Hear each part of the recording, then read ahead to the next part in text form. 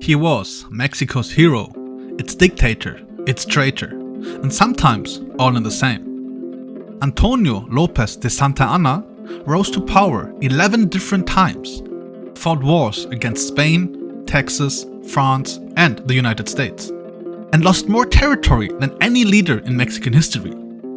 But was he a patriot, a tyrant, or simply a man who embodied Mexico's chaos in the 19th century? Santa Anna was born in 1794 in Jalapa, Veracruz, to a middle-class Spanish colonial family. As a teenager, he joined the Spanish colonial army and fought against Mexico's first independence rebels.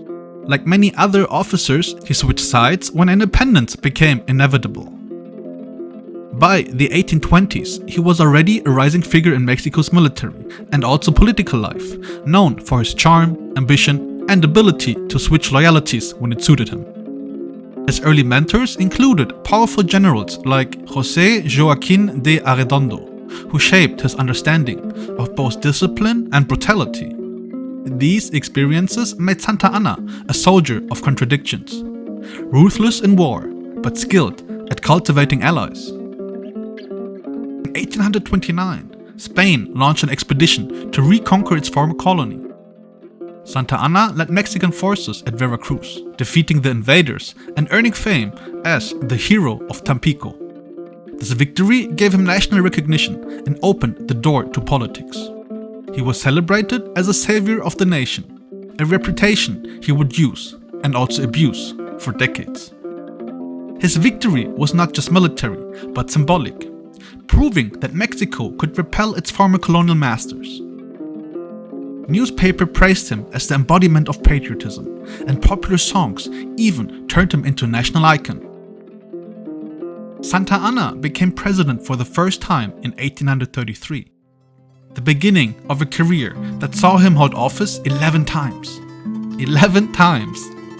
Sometimes he appeared as a liberal reformer, other times as a conservative strongman. But in truth, Santa Anna often cared more about power than ideology. He manipulated elections, crushed opponents, and enjoyed the trappings of leadership.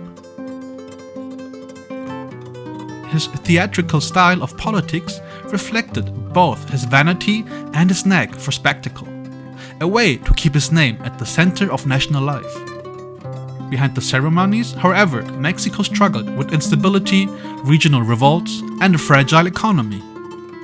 3 years later, in 1836, Santa Anna personally led the Mexican army north to suppress the Texaian Rebellion.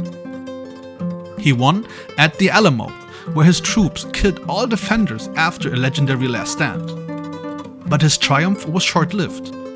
At the Battle of San Jacinto, Texan forces under Sam Houston captured him. To secure his freedom, Santa Anna signed treaties recognizing Texas independence. Back in Mexico, he was condemned as the man who lost Texas. His decisions in Texas revealed both his confidence and also his arrogance.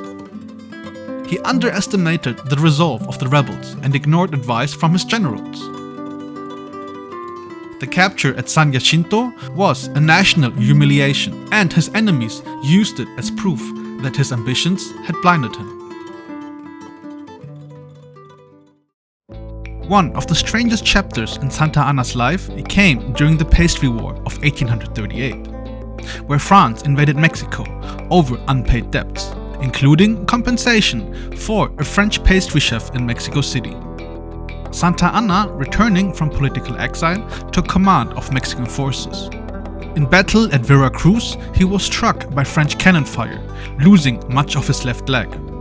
Rather than hide his injury, Santa Anna turned it into a symbol.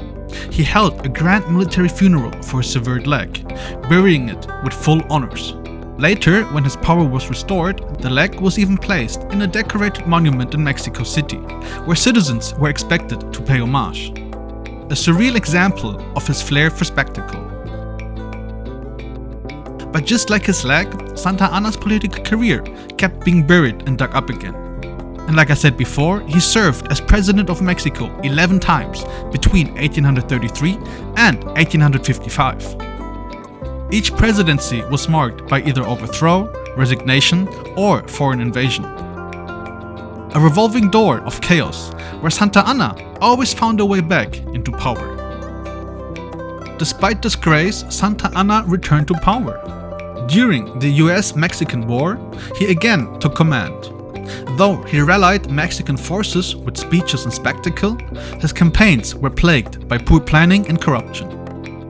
Defeated at battles like Cerro Gordo and Buena Vista, he oversaw the Treaty of Guadalupe Hidalgo, which ceded half of Mexico's territory, including California, Texas, and the American Southwest, to the United States.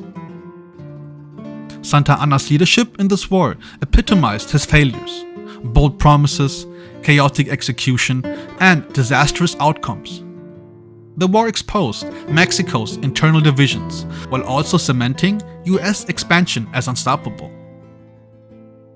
By the 1850s, Santa Anna had lost most of his support. Accused of corruption and dictatorial rule, he was overthrown and forced into exile. He lived in places like Cuba, Jamaica, and the United States.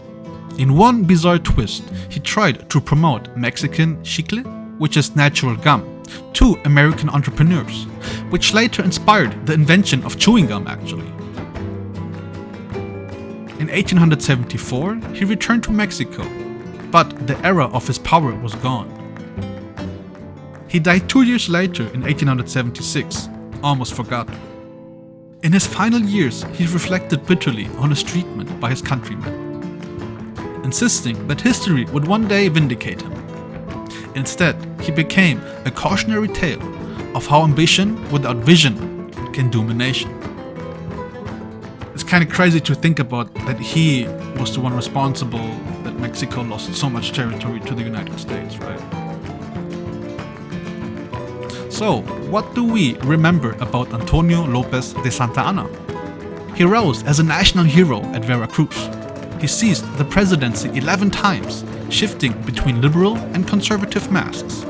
He crushed the Alamo but lost Texas at San Jacinto. He led Mexico in war with the United States, but presided over its greatest territorial losses. And he spent his last years in exile, remembered as both a patriot and a betrayer. Santa Anna's life is the story of Mexico's early nationhood itself, full of ambition, contradiction, triumph, and tragedy. He was a man who could never be ignored, and whose history still divides opinion to this day. What do you think about Santa Anna? And also, does he remind you of any other politicians nowadays? Let me know in the comments. I hope you enjoyed this video and maybe learned something new. If you want to support the channel, please leave a subscription if you haven't already. What other historical figure or topic should I do next? And as always, this is HistoryCrafts, where history crafts itself.